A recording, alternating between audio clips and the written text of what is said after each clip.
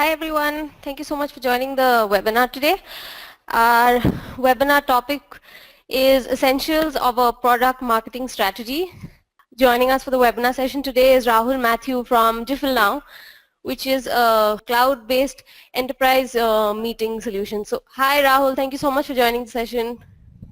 Thank you, Shivani. Hello, good morning, good afternoon, good evening, everybody. I know there are a lot of you joining from different parts of the globe, so for the benefit of doubt, I'm going to go ahead and greet everybody. Thanks, Shivani. Thank you, team LeadSquared, for hosting another session. This isn't really my first session, but I've had another session, and I had a wonderful experience, really presenting on the lines of marketing metrics. So another topic that I decided to address today was the essentials of product marketing strategy. Before I go on about product marketing strategy, I'd like to give you a brief about myself and about the company that I work. So, my name is Rahul. I've been a product marketing manager for the last, I would say, 1.5 years, 2 years at Jiffle Now. It'll be 2 years in September. I've had experience working previously at VMware as a product marketing manager, working the pricing, packaging, and pricing, packaging, and partner marketing sphere. Coming to Jiffle Now is a meeting scheduling software, and we primarily focus on B2B meeting scheduling at events and trade shows, and we have a lot of customers across the Fortune 500 list who use us to schedule their meetings. So that's about me and about Jiffle Now. And coming to the important topic, or the topic of discussion today, what I wanted to do was quickly walk you through the agenda. Let me just do that. So today what I'm going to talk about is give you a brief about what product marketing is, and walk you through some of the things that are the aspects that are involved in product marketing, and then walk you through the product marketing framework. So a big chunk of our discussion today is going to be around the product marketing framework. What are some of the aspects that you should be focusing on as a product marketing manager or an individual in your organizations? And then also, in summary, talk about some of the product marketing deliverables that you will have as a product marketing manager. Before we start, I had a request to please tweet your questions to @LeadSquared at Rahul PM using the hashtag #LSQWebinar. So that would be one of the requests that I would have. So going to product marketing and product management. Now, if you look at our careers today, we've really seen that product marketing as a career has evolved, and it's really evolved because years ago you would have this role being handled by the product management team. So in a sense, the constant problem was that as a product manager, your focus would be to develop your market requirements with your engineering team, along with trying to focus on your product launch. So doing the balancing act was kind of difficult. So that's where a big chunk of time of product managers is going, focusing on the engineering aspects, trying to ensure that features are being rolled out, or ensuring that timelines were met in terms of releasing the product, and marketing the product as a whole was being ignored. So companies today have decided to segregate both of these roles, and what has been added now is the product marketing function. So what the product marketing function today essentially does is it does a balancing act. It focuses on the product launch, the positioning, the messaging, sales, enablement, support. So those are some of the things that a product marketing role is involved in today, and clearly there's a lot to be done. And I would say that if you look at this image, one of the reasons why I put this image is that product marketing and product management really are two sides of the same coin, right?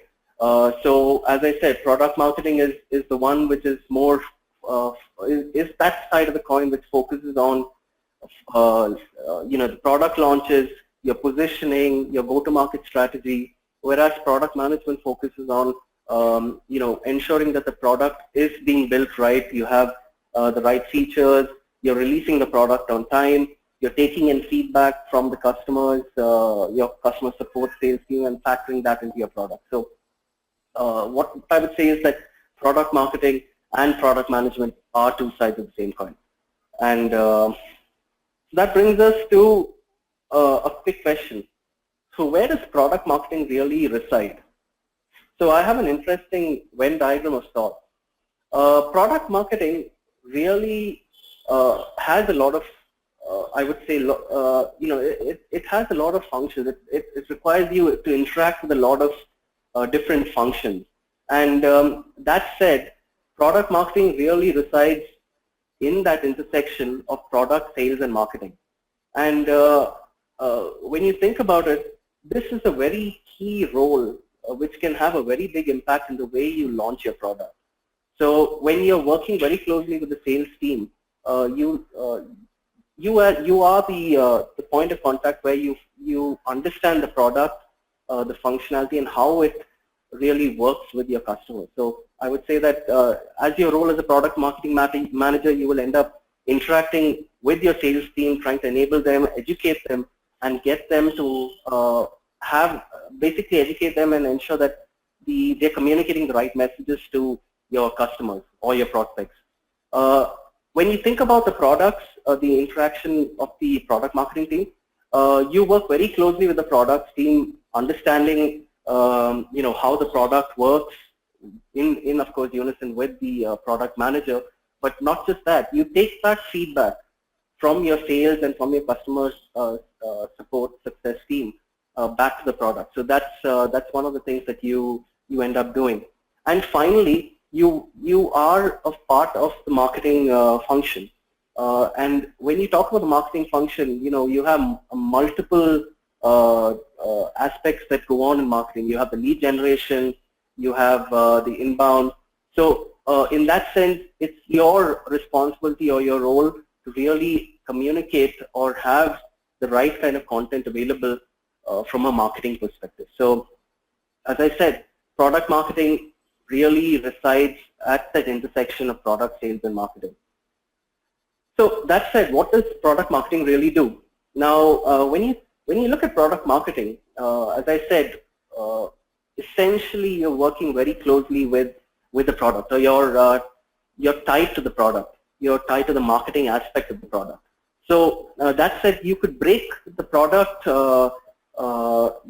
right from the inception till the release or the launch. That's where the product marketing role really works. And of course, after that, there is a role where you continue with the whole adoption and so on.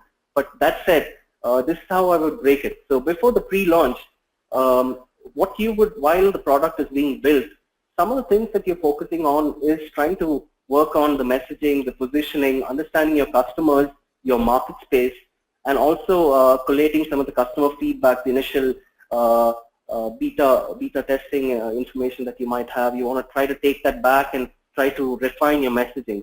And also, in the meanwhile, while the product is being built, you really want to plan ahead and ensure that you have a go-to-market strategy. So these are some of the things that you will be working on somewhere close to the pre-launch. I would say ideally during the pre-launch phase.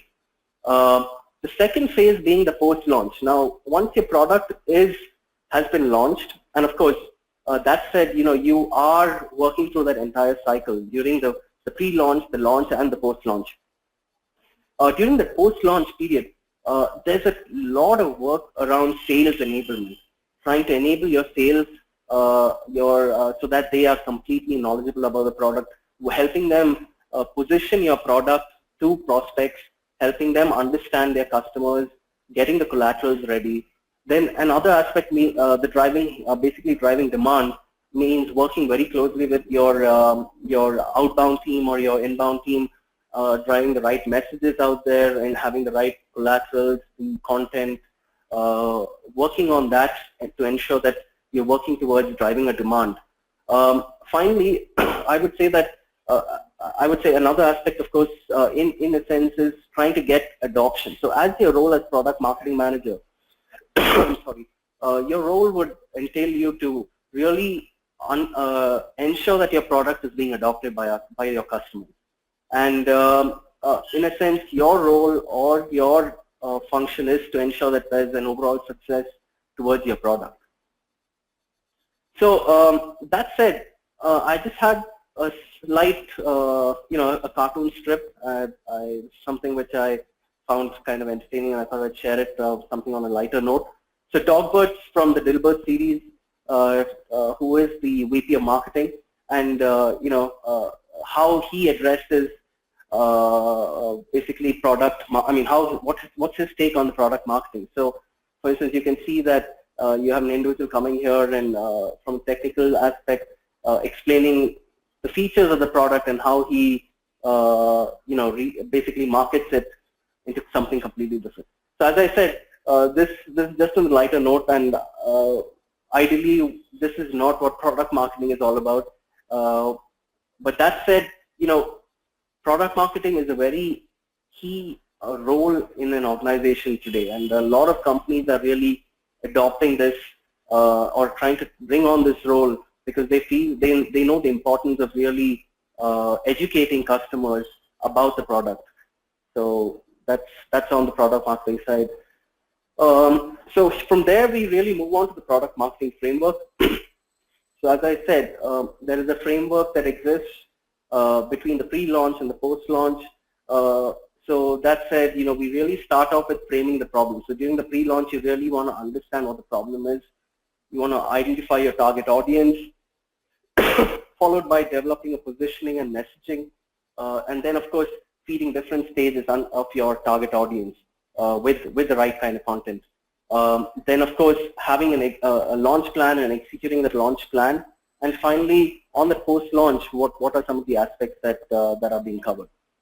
So what I want to do now is quickly start with the first part where we talk about framing the problem. Now, it's very natural for us as product marketers, or most product marketers, to think that it's very important for us to trumpet our features or our new solutions when the signal is green, right? So you're just raring to go, and that's what a lot of product marketers do. But that said, what's very important is to ensure that you really understand, or rather frame your problem, right? Because end of the day, when you think about it, it's always about the customer or the prospect. And one of the things that so for instance, if you were to go ahead and really market your product, some of the things that they will not really be perceptive to is the fact that they don't really care. And what they really care about is what their problems are. So the question that you as a product marketer really have to do is to ask, how often do your buyers think about their problem? And does your product really solve that problem, right? That said, you really have to understand the space, and you really need to work towards positioning your solution and see whether your solution is a fit for some of your buyers or for some of your prospects. So as I said, this is one of the most important things as a product marketer, to understand, or rather frame the problem. Because if you don't get this right, then you're as good as having taken a wrong turn on your way to your destination. Sorry, I must apologize. I have a bad cough, but so you will be interrupted with some of the coughing in between. So the next aspect of the product marketing framework is to identify a target audience. Now, before you really think about how you want to pitch your product, you really must, as I was saying, you really must understand what the problem is. Once you're done understanding what the problem is, you really have to understand where identify who your product is for, right? Now, for instance, if we were to come up with, let's say, a camera, and let's say a DSLR. Now, a DSLR camera really wouldn't make sense to somebody who's not a photo enthusiast, right? So you really have to understand, and if you're in the business of making DSLR cameras, you really want to understand who your products are for and start positioning some of those things on those lines. So as I said, it's very vital to understand who the product is for and also explain to your audience how this particular problem can be fixed. So for instance, maybe coming back to the DSLR, maybe a lens really, a high-end lens with different pixels, the different aperture speed, all those aspects would be really vital to the audience. So that's what you would like to really think about when you're, when you're really identifying your target audience. So absolutely vital aspects to think about. But that said, once you really understand or identify your target audience, what you really need to do is to take your audience and split up or basically create a persona. So just to give you an example, when you think about a camera enthusiast, you really have to get into the thick of things. You really have to think about, what demographics of am I focusing on? What are some of the intent? What is the intent of this individual? Does this person have certain interests? Does he like wildlife photography? Is he interested in a bunch of things? All these aspects are very vital. You really need to think about the personality. So what are some of the things that he or she does? So just to give you an example on the B2B side, so when you think about our customers, we really target our event teams, event marketing teams. So we really break it down to our buyers and our users, and we have different messaging or that we have for our buyers and for our users. And you really have to think about the users. What are some of the pain points that they have? Can this product really solve their pain points? What are some of the things which will really get their attention? So for instance, coming back to the cameras, if you were to think about, hey, you know what, you want to really talk about a stand, right? So let's say that you come up with a support stand which really helps you when you're taking those photographs in that wildlife setting. So maybe talking about some of those things which really get the attention of the audience. So those are the aspects that you really want to think about and try to get their attention. So that said, breaking it down to the your persona, creating these personas and really understanding them inside out is vital to a product marketing manager. And that's precisely what I try to do almost every day. Try to find a new problem that might exist. Try to find out some of the new things where we can try to understand the users and the buyers much better. That said, once you really understand, once you really understand you've come up with the personas, you've moved to the next stage, which is really developing the positioning and the messaging. So as I said, one of the things that you end up doing is to ensure that you know your audience. So once you've captured the knowledge about your audience, you basically break them down. You try to create a reflection of the type of person that they are and how you might encounter them. As I said, you come up with the psychographic information regarding what really compels them, what are their needs, what's most important to them, what are their biases, they have any values that they have. All of this really help you understand or connect your product, anything that will help you connect your product better with the audience. Because end of the day, marketing is always a feeling, and it's trying to get them to get emotional about the product. So that's where a product marketing manager really has to work on knowing the audience. So then the other aspect is you really have to understand what are some of the decision-making steps taken by the audience. So again, it's critical to us. So is there a time when a salesperson really, what are some of the decisions that are going on in the mind of your audience? So for instance, just to give an example, probably on the B2B side, if you're looking at, let's say, SMB, if you're a high-end product and you put your product is something which comes at a very high price, and you reach out to the SMBs, you realize that one of the things that really is very vital to the SMBs is the price, right?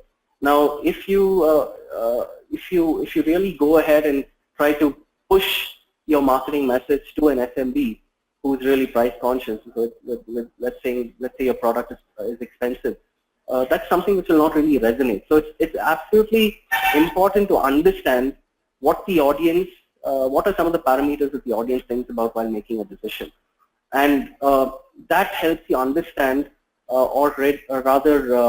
ensures that you as a product marketing manager are focusing your efforts in the right direction. So that said, it's absolutely vital to understand your audience, the decision-making capabilities. The next aspect that I want to cover is talking about mapping your content. Now, in your organization or when you have products, so there may be a time when you have multiple content which has already been created, but nevertheless, it's absolutely vital to ensure that you evaluate your current content and try to map them out. And if there are content gaps, you really need to start working on filling up those gaps with the right content. One of the things that that we constantly do out here, especially in my experience, has been that we constantly try to see, how are we missing out something? Is there a new audience that we can focus on? Are there some new things and new pain points, new technologies which will really affect, your audience decision making? So trying to pitch it or add information which will really help them, that's something that you want to do by mapping your available content and really adding new content along the way. The next aspect, or a very important aspect, and this is more on the lines of marketing, is knowing your audience content preference. Now, what this really is that, so let's say that you have your product and you really need to understand where your audience resides. So, if for instance you're focused on a B2C product which really focuses on, let's say, some of the Gen Zs. Now you already know that your Gen Z audience is quite active on the internet. They use social media platforms to really know about it. So you really have to get your content out there. So if it's Twitter, Facebook, so on, you really need to understand that this is the audience and this is where they reside, and get face time there in those platforms, right? So that you can really reach out to your audience. That said, if you have some of the, so for instance, if you're working in a more B2B space, and that's where, as I said, we work, our primary audience really don't really spend time in the, I would say, in the social media space, and even if they do, it's mostly on the professional side. So that's where we would try to go about and approach them. By focusing on mediums like LinkedIn and probably Twitter, writing blog posts, and on probably event industry pages and so on. So that's what's absolutely important for you to understand where your audience really resides or spends a lot of their time. The next aspect being, once you understand some of these buying steps, you really have to create your content goals. So you really need to work on what are the aspects that you need to focus on from a content perspective. So if it's about creating a white paper, now it's like one of the things that we at Jeffrey really do is we're very metrics driven, and I spoke about this in my last webinar session, and I really think that metrics is absolutely important, and it really increases productivity. So one of the things that we really do is we focus on, if you're creating a white paper, we have a target, and we really say that we need to get, let's say, about 40 or maybe 100 or 50 downloads over a quarter, and that's the period that we set the goal for content. And following that up with trying to measure the effectiveness of the content that we have. So that's why we constantly set goals prior to a quarter, and you, by the end of the quarter and during the quarter, you really keep measuring and ensuring that your content is really being effective. So if it's about really using the right channels, and as you already know, you may not be really reaching out to the right channels. So trying to tweak it around and ensuring that the content really matters. So those are the things that you as a product marketing manager would really have to think and position or work very closely with the marketing team to think about, and try to ensure that the content goals are being met. So the next aspect that we're talking about is really feeding different stages of the target audience, and this goes back to really understanding the buyer journey, or your customer journey from prospect to a customer. So as you already know, there are different stages that exist in the life cycle of a prospect, right up to when he or she becomes a customer. So the stage that, and each stage has a different content type and a different channel that needs to be really approached.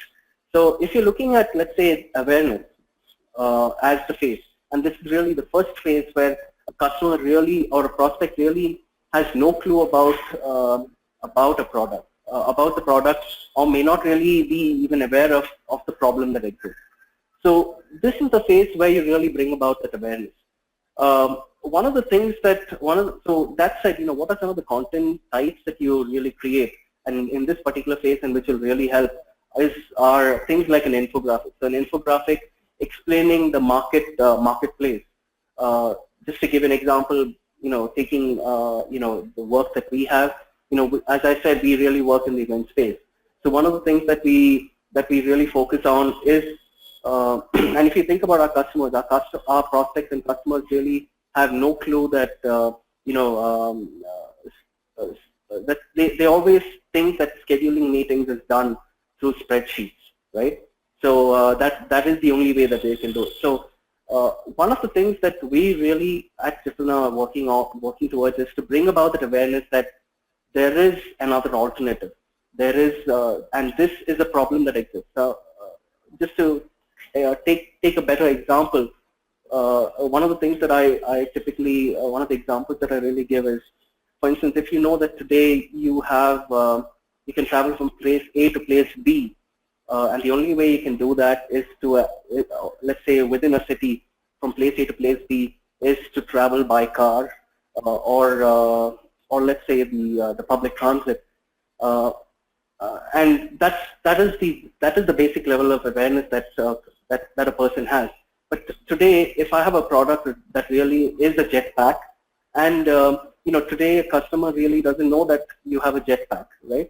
So and that he or she is really living in that problem, and trying to live it through. So this product really, it's about bringing that awareness about your product and how it really can fix some of your traffic problems, and how it can get you from place A to place B in a shorter time. So that said, some of the content types that you will create for this stage would be the infographics, or creating presentations on SlideShare, which you would like to post, creating blog posts about the problem situations, maybe creating videos and advertisements. And equally important is the channel. So I think some of the channels that you want to really focus on is your website, because people may be typing problem areas, and you really want to ensure that people are coming towards your website. So there's also SlideShare, LinkedIn, Twitter, Facebook. Again, depends on, as I said, all of these really depend on your target audience and where they reside. So that's one of the aspects that you really have to focus on. The next stage that we would look at is the lead generation stage. Now, the lead generation stage is a stage where a customer has a fair idea about this problem, and you really need to educate this person and try to convert them from a prospect to a demo state, right? Or there is a sign or chance of this prospect becoming, an opportunity. So some of the things which will really help, a lead in this phase or a prospect in this phase would be to come about with, let's say, ebooks, white papers, workbooks, templates, or third-party research. even sometimes even doing a webinar might really help keep the person engaged. And as I said, the channels that you want to really focus on again is the website, SlideShare, marketing platforms, your webinar platforms. Those would be places that you really, or channels that you really need to look at. We move to the next part, which is the nurturing. Now, this is a phase where a customer may be in that, maybe in a situation where he or she has heard about your product, but at the same time may not have decided on going ahead maybe for the next 6-7 months, or maybe is aware of this problem but may want to take up a product maybe at a later stage. So one of the things that you constantly have to do is to continue nurturing this, and this means having a very good lead nurturing campaign which your outbound team does. But that said, you really, as a product manager or a product marketing manager, it's your role or to ensure that you're updating some of these leads. Just to give you an example again. Now, let's say that you had a prospect who showed certain interest, but at that point in time, if there was a certain feature that was not available, right? Now, you know, maybe you had that in your roadmap and you were coming up with that feature in the next 6 months. Now, it is your role as a product marketing manager to target that audience or that that set of leads by giving them blogs about your product feature, maybe sending a case study, infographics about how this particular new features really help your customers. All of these really convince your leads or make these leads really warm and get them to move in the cycle of your or move into your sales cycles. Again, very important, working on the channels. Email marketing is absolutely vital. Working on your having marketing automation channels, website, YouTube. These are the things that you want to really focus on. The last phase, last phase that we're really touching on is the sales enablement, and this is where the opportunity, where the lead has become an opportunity, and that opportunity has the potential to become a customer, right? And this is where you have the stage of sales enablement. This is the phase where sales is really interacting with your with the prospect or the opportunity and going ahead and really trying to close the deal. So that's it. Some of the things at this point as a product marketing manager that would really help your sales would be the spec sheets that you have, the ROI calculator, maybe a template, having an RFP template, pricing guides, competitive differentiator guides, and having a crisp messaging to close that deal. So some of the things which will be important or channels that you would like to keep active are your internal content repository for your sales enablement, sales team to access, having your CRM, having a proper CRM, as a means, so having customer mails, prospect mails or opportunity mails crafted out so that you can update them in your CRM, and your sales can just go ahead and drop an email, which will help you come closer towards the sales, closing the sales deal. So that said, in summary, what I would say is that there are different stages of your target audience, and you really want to understand what you really have to have content and your channels identified to target all these different stages of your buyers. So absolutely vital as a product marketing manager to understand this and to start creating content or collaterals for these different stages. One of the other things that you do after you've really launched your product or you're on the lines of really launching a product is enabling internal teams. Now, if you think about a new product that is being launched, you will realize that product marketing as a function really interfaces with a number of functions, and that's what I said. I listed out 3 at the top, but really there are a number of things number of functions that you'll be working very closely with. So as I was saying, sales, enabling your sales so that they can go ahead and close the deals faster, working with their customer support team to provide support for new and current clients, maybe onboarding them, coming up with collaterals, training programs. All of these are things that you as a product marketing manager will work on. That said, you'll also be working with the finance team, I would say, when it comes to pricing. So pricing is a very important aspect about your product. So working very closely with the finance team to price your product right would be one of the other things that you'll be focusing on. Then you have the marketing team, your PR team, who you'll be working with.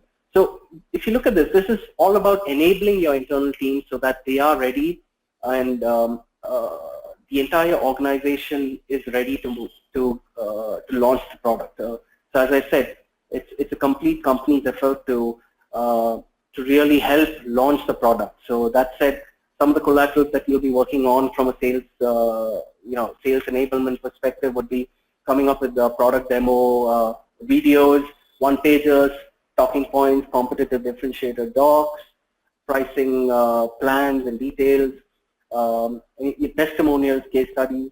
On the customer success side, it would be more technical overviews, because this would be the phase where customers are really, or prospects are, your customers are really being onboarded. So trying to help develop some of these collaterals, implementation guides, user guides, customer-oriented presentations on how to basically get them onboarded. You'll be working very closely with the customer success team. The marketing aspect being where you will be working towards driving a lot of the demand. You will work with the marketing team. You are a part of the marketing team, but nevertheless, you will be working very closely with the different functions of marketing, which is the outbound, inbound, to create the right, to have the right kind of content in terms of blogs, social posts. I would say coming up with the event or trade show collateral that you're going to an event for your launch. Or basically, if you have your own event that you're launching, so you need to have your collateral ready for that, which is again a very marketing function. Having your internal positioning documents and videos ready. That said, also public relations or PR is absolutely important. So let's say you're working with your company like VMware. So like we did at VMware, when I was at VMware, we have every year you come up with a number of products that you release, and you do it at a big event like something like VMworld, and that's where you have to work with the public relations team to ensure that you come up with the right press releases, ensure you're helping with the analyst briefings. So ideally, if you look at this role, it's a multi-function. It has a multi-function touch point, and that's what makes this product marketing really exciting as a function. It's always you're always on your feet, trying to ensure and understand this, and you're at that cusp where you really understand how a product is launched, and you understand it not just in your silo of, let's say, marketing or from your product perspective, but you get a bigger, a bird's eye view of the entire the sales cycle and also the product cycle. So that's how I would put this. That said, once you've really launched, we come to the last aspect, which is probably the post-launch. So as a product marketing manager, your role really doesn't end with you having successfully launched it. You really have to ensure that you measured it, and you're measuring your product launch, and you're constantly trying to get feedback and trying to continuously develop an awareness plan of your product. So that's it. One of the things that you really have to focus on as a product marketing manager is to ensure and see that if some of the things, if you've really launched a new website with new products, is a significant amount of your traffic being driven because of that. So that's another aspect that you want to focus on. Is there internal content utilization? So you've really enabled your sales with number of content. How much of that content is really useful? How much of that is being used by the sales? So if there are some aspects which are not being used, that needs to be revisited and reworked, basically. That's how I would put it.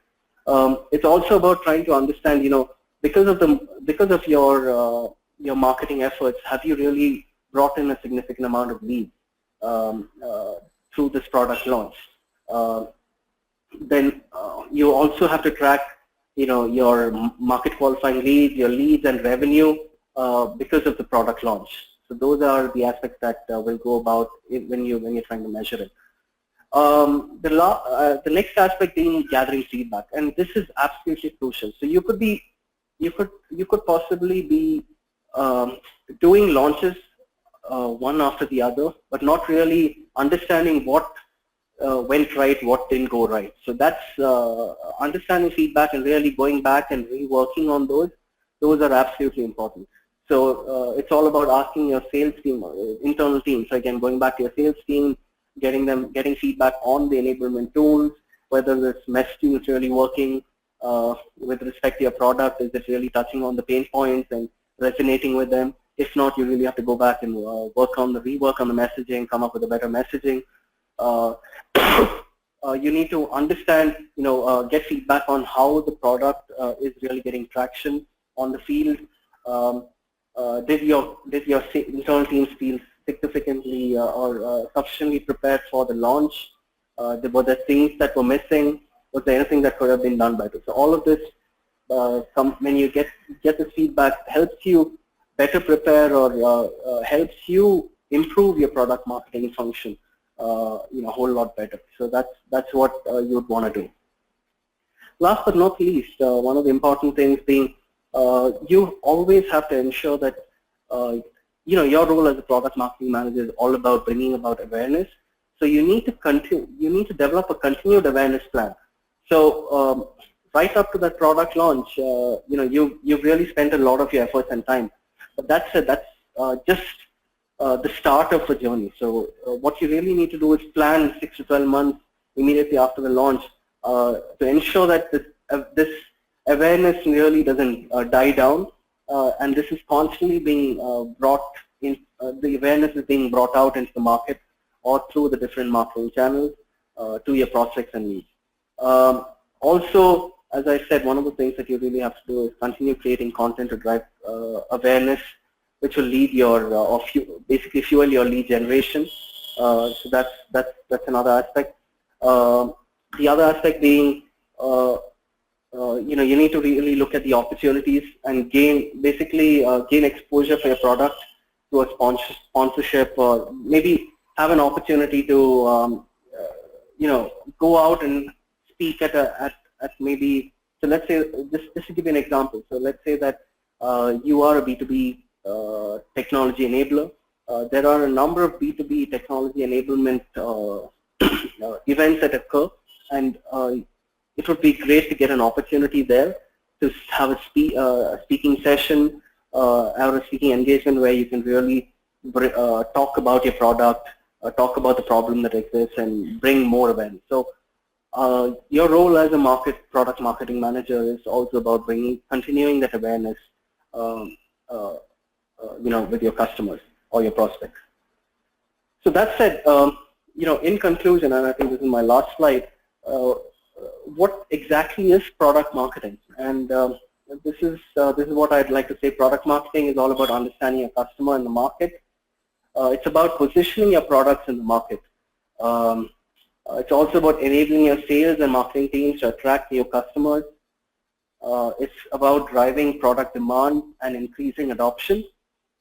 So that said, what are the product marketing deliverables that you would have? It's about creating buyer personas, positioning and messaging documents that will help attract and convert your prospects and leads, creating sales enablement material. I would even say customer success enablement material. It would be one of the other things that you'll be working on. Having competitive intelligence about your product, and last but not least, go to market and launch plans for your product. So that's pretty much what I had today, and I wanted to present. I'd like to open the floor for any questions at this point. Yeah, thank you so much, Rahul, for another great presentation. So those of you who've just joined us in the middle, let me tell you that Rahul took a session for us last year, and it was among the best webinar sessions we've had at LeadSquared. So thank you so much, Rahul, for doing it again. So a couple of questions came in actually. In fact, I got a couple in my mail yesterday. People are already Sure. excited about it. So this question is from Arijit. He wants to know which is the best online method to reach SMEs. And his Okay. product is basically a solutioning in cloud telephony and digital marketing, things on that front. So, Arjit, I think one of the most important things that you as a product marketing manager really need to think about, and I'm guessing that's your profile. But what you really need to think about is, who is your audience, right? Who is going to be the buyer, the decision maker? So if it's an SME, so just to give you an example, I may not 100% be right, but I'd like to take an example from my work. So currently, if you think about it, we target people in the event space, and these are marketing managers and probably salespeople.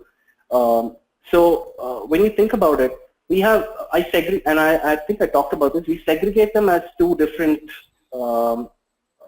personas: the buyers and the users. So one of the things that you really need to think about is what are some of the problems that exist for these users.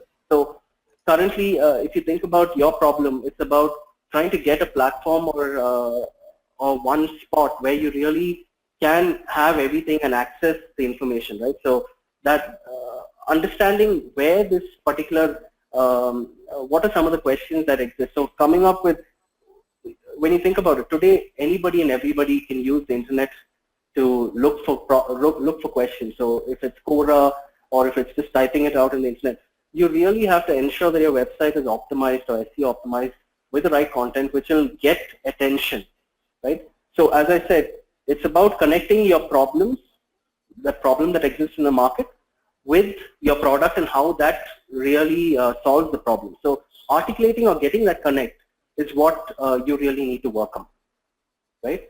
So that I would say that look at understand the problem, because that's where people will keep typing out problems and so on. Ensure that your website or your blogs are being optimized so that a lot of traffic is being driven there, and being very active or writing thought leadership papers, maybe, and sharing them on LinkedIn. LinkedIn would be one of the great places to get this, because that's more on the professional side, and on the B2B side, most B2B marketers will look for information there. So try to join groups there and try to put up some of these questions. So that's what I would do. Right, Arijit, if you have any follow-up questions, please do ask. So I'm going to speed it up, Rahul, because there are quite a few questions. Okay, sure. Yeah, here's another one from Amit. So he says, at which stage should leads be passed to the sales team? Because many times they hear that the leads aren't qualified. So how can he generate more sales qualified leads? So I would say that this is what we typically do. So I mean, this is a problem that always exists. So one of the things that you really have to do is, again, it depends on the company. I don't really understand. I don't really know if the company, the structure in which you have the sales and marketing aligned. But just to give you an example, at our company here, we really, our marketing team is focused on understanding where our prospects really lie, and they are at events. So one of the things that we really do is understand, what are the events that some of these prospects will be visiting. Really do the research, and research is absolutely important. So create understanding that where the audience resides, communicating this information to the sales, because they go to these events and trade shows and get those leads. And also, we know who are the people or the companies that are attending. So trying to get leads from there, that is one aspect that we do. The second thing being, when you're trying to get leads from inbound, that is your website or white papers and so on, you really have to work very closely. You need to have a scoring method in which you really score your lead based on parameters. So maybe your focus is on trying to get the Fortune 500 company list, right? And there'll be different aspects which the marketing and sales really have to sign off on in terms of scoring your lead. So once you really scored it and you bring the leads out there, that's pretty much really giving your sales team the reason, giving them a qualified lead, right? And once that is done, you really have to ensure that you're keeping your leads warm and trying to set up meetings, basically set up a demo or schedule a demo. So I would say one of the things that you would want to do is ideally have somebody, maybe this is a function that will come from the marketing or maybe from the sales side, but get your salespeople, if you don't have that kind of control, ensure that somebody on your sales side is being really pushed to make calls to your leads so that they can set up demos. So that's what you really need to do. Cool. Moving on, here's another question from Suhail. So he is in a company which provides Education training on soft skills. So he says, does the product marketing strategy need to be similar to a service marketing strategy? So I don't have an answer to that at this point, but I don't want to be the one giving the wrong information. But that said, I would say that what I've really shown on my slides really will apply to both the product and the services. So if you think about it, product marketing as a role is really about understanding your audience, and whether it's a service or a product, end of the day, your audience is always trying to get something. There's a problem that's being fixed, either maybe through a product, maybe through a service. So it's about articulating how that product can be fixed by the solution that you have to offer. I think that's what you really want to be doing end of the day. Of course, there will be different aspects. Product marketing, products and marketing services will be completely different. There'll be different things that you need to measure. But that said, at the crux, or probably, if you fundamentally look at it, it's all about understanding your audience and having the right messaging, for whether it's a service or a product. Right. Then moving on to the next question, Dhriti says, I work for a B2B expense management solution. Ebooks are said to be one of the best collaterals for prospects, but it never works for us. As the leads we get from ebooks or case studies, when approached, reply that they just wanted to read the material. So Sure. do you have any possible reasons for why this happens? So I think one of the things, so this is probably one of the biggest problems that exists even for us. But nevertheless, one of the things that we really try to do is, an ebook, creating it goes back to the point where you really have to understand what is the gap that exists with your content, right? Now, if you're creating a content, let's say, again, I'm going back to my example of event in the event space. Now, one of the things that we came up with is an event book on booth designs, right? We came up with an ebook or a white paper on booth designs. And we really were not getting the kind of traction that we wanted. But if you look at the content, as I said, it's a very pertinent topic. It's about how when you design your booths, you can definitely ensure that you get traffic of people coming into your booths. Now when you think about it, it's about how you bake the idea of your product, and our product is in the space of scheduling meetings at events. It's about trying to touch or bring that awareness that exists with some of these people, right? I mean, the people you're targeting. So it's important to understand your audience, and like I said, the reason why you're probably not getting the right audience is because you've really not reached out to the right channels. So if it's a LinkedIn group where you're posting your white paper, you really have to know whether this is a group where your buyers or your users really exist, and post your content there. That's what you really need to do. And in fact, we did that. We found that our white paper was getting a lot of traction, and we got a significant amount of leads because of that. So that was because we, as I said, it's absolutely vital to find the right channel or the space where you can get your audience, and that's what you really need to do, Dhriti. Okay. Next question, Rahul, is pertaining to slide number 11 actually. So Ashish wants to know if you can elaborate on the third-party research which is under lead generation. When I talk about lead generation, third-party research, now like I said, it entirely depends on the size of the organization. Now, if you are an organization, if you're an organization that doesn't, you're a marketing team and you don't really have people who can research information about your audience, right? Or so, just to give an example, again, as I said, we work in the event space, and one of the things that we really have on our marketing team is are people who really research and find places or opportunities for us to get leads. So going back to which again goes back to our sales team or our sales development representatives.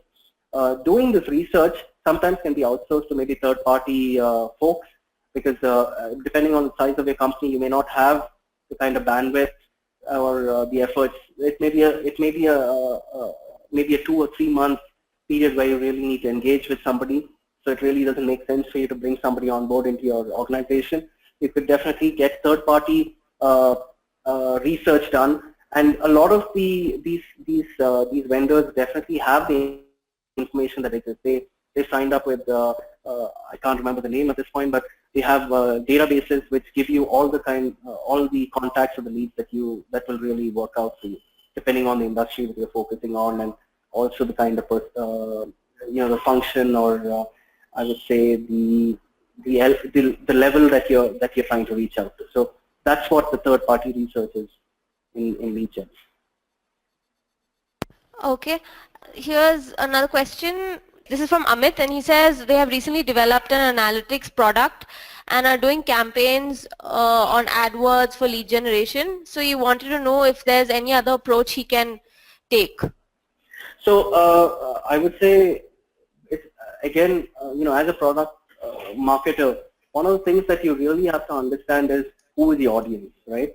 And that said, you really have to see what are the channels. So, for instance, with the analytics solution, if it's a B2B industry, if you're looking at, let's say, it's on the retail side, you really need to connect with some of the and again, I can break it down. I mean, there's so many levels that I can go down. So if I'm targeting a Fortune 500 company like Hindustan Lever or Unilever or some of the big brands, you really have to see the CIO's office, or I would say the office that leads with the data analytics, the data, and there's a data team that exists. So ensuring that you reach out to some of these people. Maybe again, it will depend on whether you want to reach out to the VP of data analytics. So maybe having a very focused campaign, trying to get basically focusing on some of these personas. Again, like I said, you could say something like an account-based marketing. That's what I'm driving more towards. So identify a top account, identify the right people, and that means you really have to do a lot of research. You can't really just start shooting in the dark, right, or trying to get those leads. So you have to do the research and have a campaign that's focused on that. So you may want to try out something like an account-based marketing, which could result in bigger, leads for you as an organization. Another question from Shubham. He says, what is the best online medium for holiday product marketing? Okay, holiday product marketing, from a general perspective, I would say that you really need to look at places like Facebook, ensure that you have paid ads. You may also want to look at being active on some of these travel blogs and so on, getting some experts, or maybe there's a company called Trilophilia, which really has a focus on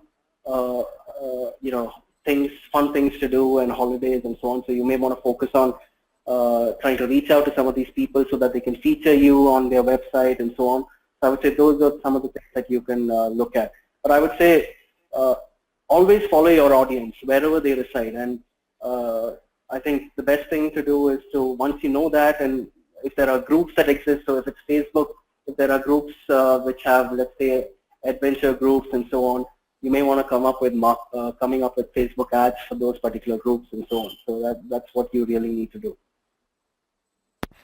Okay. Now this is more of a generic question, and I think you can just share some tips here. So the question is, I am from an education and migration consultant field. Okay. So how can he start marketing to reach maximum clients? And what steps can he take as a starter?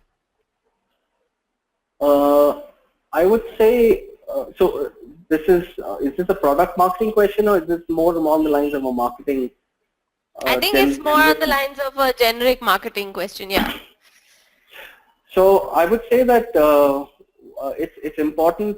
I think one of the things that you really need to understand is what are some of the different marketing channels that exist.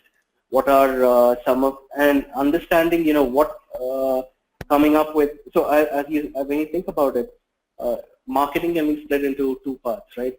I would say three parts. You have the inbound marketing, the outbound marketing, of course, the other aspect being the product marketing. But that said, you really need to focus on all these things. So if you're a company and if you're really starting out, you really can't start generating leads, right? So the one thing that you probably start off with is creating a proper website, having it optimized, getting people to coming up with maybe I would say Google AdWords to get your website up or basically up in the rankings and so on, and writing content. Maybe it always makes sense to get on board somebody like an inbound marketer to help you out if you're not the greatest, you're not an expert when it comes to writing content or crafting the right content message. So that said, you at the end of it, if it's a startup that you are starting, you understand the product better, you understand the audience which you've already done, because of which you really start your company. So you really need to start putting all those messages on paper and trying to articulate that. And yeah, I mean that's what you really need to do. Come to the next question, which is, he says that if the competitor is too good, if their position in the market is really good, what tips can you suggest that they follow to match up to that? So basically, I'll tell you, the business is more on the lines of giving loans. So I think the general, if I were to take a general approach, one of the things that I would do is, if you have I would say this is the David and Goliath situation. So one of the things that you really need to look at is some of the weak points that exist with some of these big companies. So if you think about it, if you're trying to get a loan, there may be a lot of paperwork, there's a lot of due diligence that goes about into actually dispersing that loan, right? And that exists with some of these big corporations. So one of the things that you really need, and that's something which a customer would really not want to go through. Somebody who's probably coming in for the very first time may not want to go through all of that, and there may be an urgency, and there may be many things which really need to be taken care of before the loan is really approved. So understanding that, and then positioning your product, I would say your loan product, if that's what it is, in terms of you can quickly close it in a shorter duration of time. You have so many benefits. That's what you want to really look at. Ideally looking for the weaknesses and then positioning your product. Again, if your product is capable of fixing that, positioning those strengths against the weaknesses of bigger corporations. That's what you really need to do. Yes. Okay, Rahul, I think we're done for now. I don't see any new questions coming in.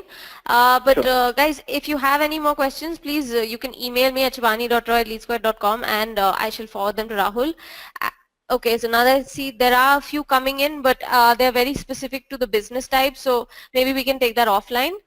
Sure. Yeah, and since we're also 10 minutes past time right now. So Sure. thank you so much, Rahul, for taking another webinar session for us, and I hope you enjoyed it. Yes, I did, and I hope it was helpful to everybody else. Thank you, Shibani, and Team LeadSquared for hosting me. Thank you so much for always coming back and doing a session with us. And those of you asking for the recording and the PPT, yes, it will be sent to you. So don't worry about that. You can expect it sometime next week, actually. So yeah, all good for now. Rahul, thanks again, and everyone have a good weekend. Yeah, bye-bye. Bye. Thank you, everybody. Bye. Bye.